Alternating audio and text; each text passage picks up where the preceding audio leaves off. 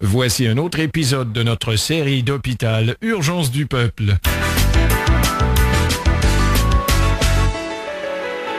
Donnez-moi les ciseaux. Ciseaux!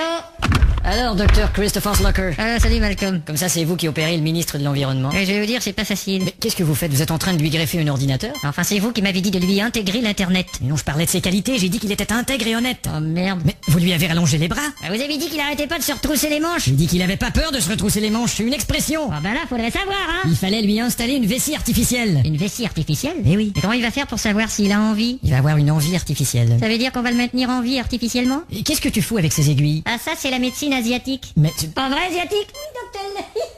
Mais ça n'a aucun sens, ces aiguilles. Montre, les voilà. Et comment ça marche? Comme vous venez de dire, dans le sens des aiguilles d'une montre.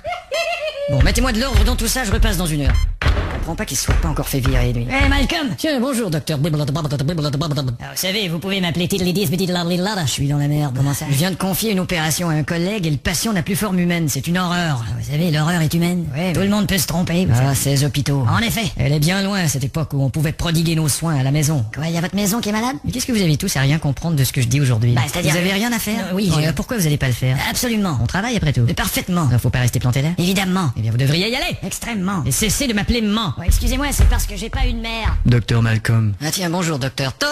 Vous savez, vous pouvez m'appeler Tot. D'accord. Et comment il s'appelle déjà le musicien qui est très malade dans l'LB? Le célèbre violoniste Sikilwistig Amoledonsti. Oui, une maladie incurable. Je sais, c'est terrible. Figurez-vous qu'une société pharmaceutique veut faire des expériences sur lui. De son vivant, pas question. Oui, mais ils offrent beaucoup d'argent. Non mais pour qui ils se prennent? Est-ce qu'ils savent d'abord de qui il s'agit? Oui, enfin pour eux, c'est un peu comme les Spice Girls. Ouais, parce qu'il est populaire? Non, parce qu'ils s'intéressent probablement plus à son corps qu'à sa musique. Vous voilà donc, Malcolm. Mais où étiez-vous? J'étais parti prendre l'air. Eh bien, figurez-vous qu'à l'extérieur, ce n'est plus écrit clinique d'urgence, mais clinique d'urgence. C'est ce que je viens de vous dire, je suis allé prendre l'air. Mais quand allez-vous le remettre en place, le R? Juste le temps de le repeindre et je vais le replacer ensuite. Oui, en passant, Malcolm, ce serait gentil de votre part d'aller voir la petite fille, la 415. Mais qu'est-ce qu'elle a? Elle a personne pour lui chanter une berceuse. Bon, je veux bien y aller. Merci. J'en connais pas de chansons, moi. Oui, mais elle vous aime. Bonjour, ma petite Annabelle. Alors, comment tu vas? Alors, qu'est-ce que tu voudrais que je te chante, hein?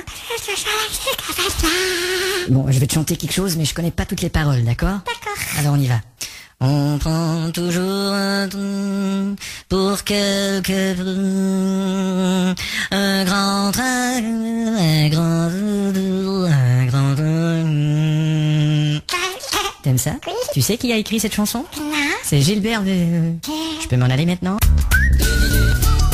Les 2 minutes du peuple.